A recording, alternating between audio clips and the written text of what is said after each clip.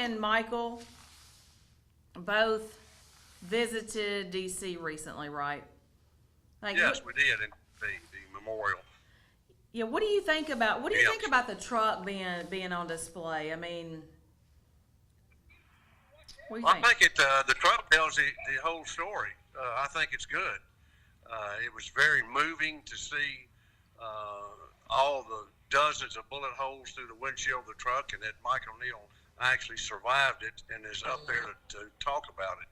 So it's he's a I tell you, he's a very brave man. He is my hero. I don't have many, but Michael Neal is definitely a hero, and I just appreciate him sacrificing so much to do what he did.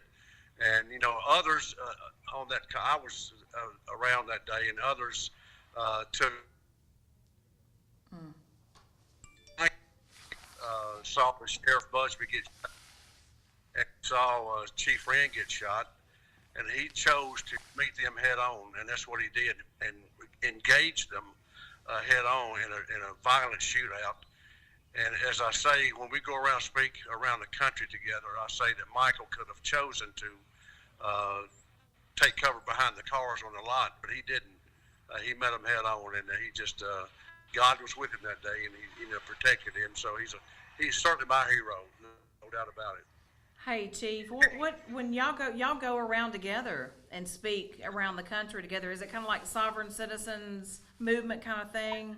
I mean, Yeah, we do some. We've been to Chicago together, Florida, and different places speaking together. But he goes on his own a lot, and I go on my own a lot. And it's special for me when we can team up and go together and speak about that entire shooting that day. what do you think as far as speaking of talking about with everything going on? I mean, across the country, sovereign citizens movement, that kind of thing. I mean, do you think it's made things better or worse, or I mean, what have you learned about that part? Well, our country, I tell you, is in the worst shape I've ever seen it, and the political rhetoric that's going on is on both sides is not good. And the sovereigns lately, for some reason, have been low key, and I'm not sure if they're waiting on something. But I just got back from forgot even now where I was. I've been so many places I can't keep track of where I go to. But I was in Kansas not long ago, and they're seeing an uprising in sovereigns there, and all over the country. I get phone calls weekly from all over the country about sovereign activity, and they're still there. They're just not as vocal as they have been, and I don't know what that's attributed to, but they're still dangerous.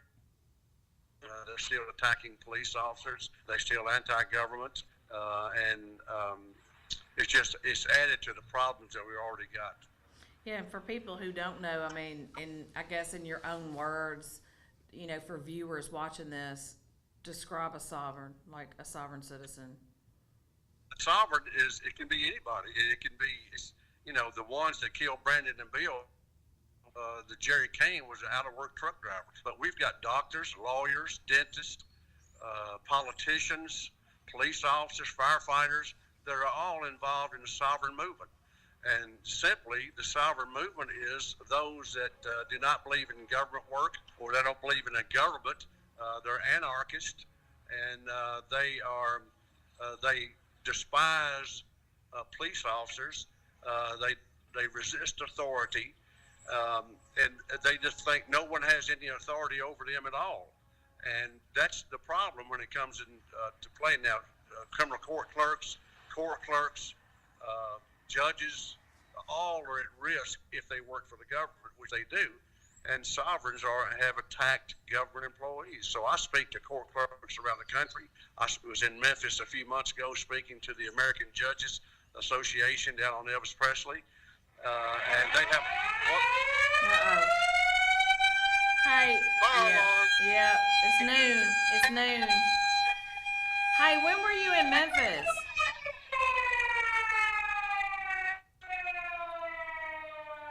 Yeah.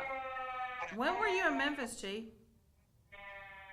I was in Memphis a few months ago down on Elvis Presley speaking to the American Judges Association, and I come through there every so often, and occasionally will speak to somebody. So, but sovereigns are just anti-government, and they say that we in law enforcement are their enemy. They have declared that, and there's professors in college. Professors are involved in it. I got a call a few months ago now from Australia, from a parliament member in Australia, saying they wanted me to review a document, and I did, and it was obviously written by sovereigns suing the Prime Minister of Australia, and I told him, I said, in my opinion, it's a sovereign citizen. And then I got another call about 6 months later from another person in Australia saying, review a document. I did, and they said this guy is running for Parliament. And as a matter of fact, his name is Malcolm Roberts, and he was elected to Parliament in Australia. So they've got this problem. It's not isolated to the United States; it's all over the world. Canada, I've been there several times speaking in Canada, but it's worldwide. Sovereigns are worldwide, so they're against any kind of government, which makes them dangerous. Yeah, I mean, you say they've been laying low here recently. I mean, I guess, especially after what happened to Brandon, that probably concerns you a little bit when they lay low. You know, no news is not necessarily good news, right? Well, right. When they're quiet is when we worry.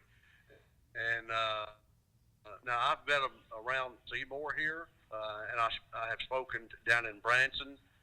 There are sovereigns in that area. All over this area up here around the Ozarks, they're full of sovereign citizens. But people are becoming more aware of who they are. And when I have meetings around in the city and then in the county, a lot of the citizens ask, are they a danger? Well, they are to government employees, not so much to a regular citizen. But the government employees are the ones that they have the problem with. Chief, let me ask you this. Do you think any of your talks and speeches and all that, do you think it changes any of them? Or are they pretty set in their minds? No, it does not. As a matter of fact, when I teach law enforcement, I tell them don't engage in conversation, don't have dialogue, trying to change them. It does not work. And the longer that a law enforcement officer is in contact with a sovereign, the more dangerous it is for him. It gives them time to plan what they're going to do. So what I'm teaching is you go out, if you stop one, you call for backup immediately, and the contact with them is as brief as possible. When they're there for a long time, it seems that when the officers are getting hurt and even killed. Well, okay, and I hate to bring this up. It's been about what, 8.5 years, something like that. It has been, yeah. It's almost embarrassing and insulting for me to ask you how you've been, but I can't imagine, how much you miss Brandon. Well, it's not insulting, and I don't take any offense to it. I'm pretty well hardened to the fact we can't change what's happened. All we can do is try to make it better and save lives, other law enforcement lives, and that's what my mission is. That's why I did not want this job in Seymour. I'm glad I took it. It's a good department, but I wanted to focus my career on saving officers' lives through training. I am convinced, Tish, that if Brandon and Bill had the training that we now have, that they would be alive.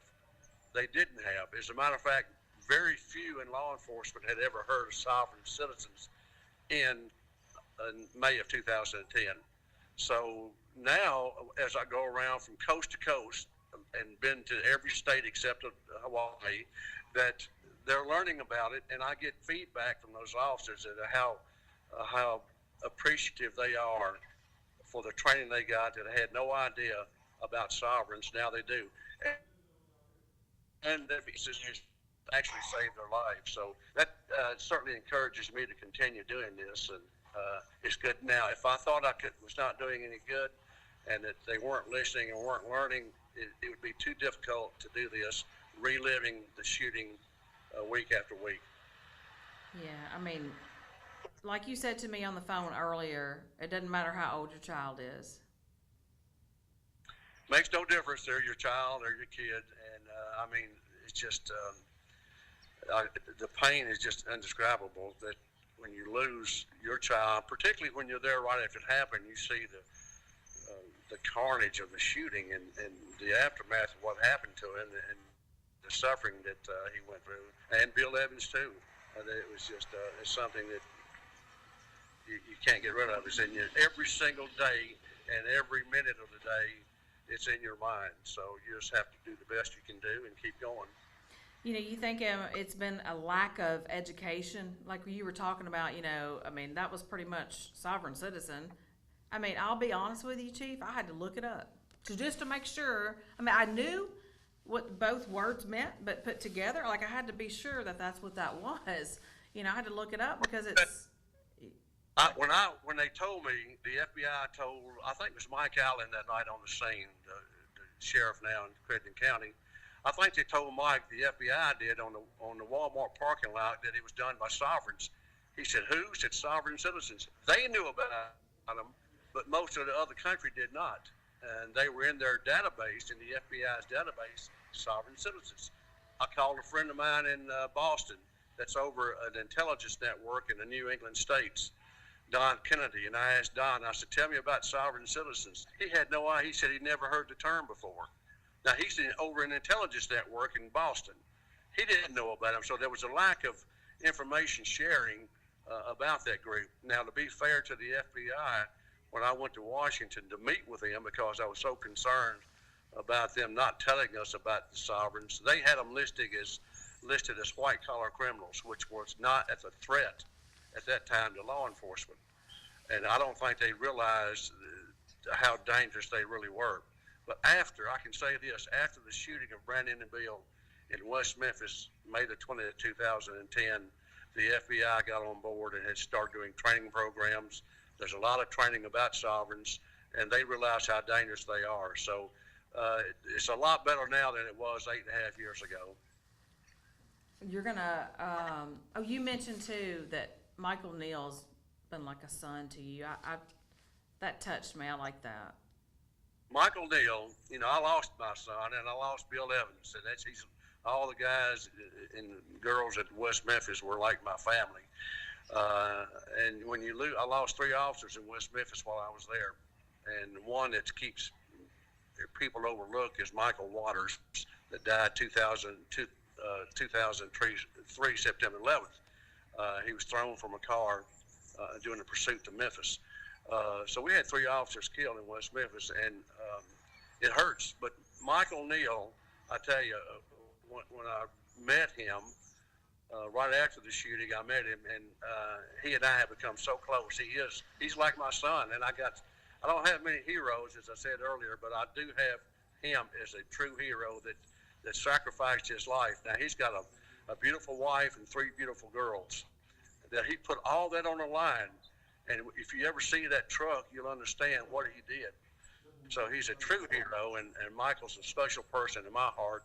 I'll never forget him as long as I live for what he did.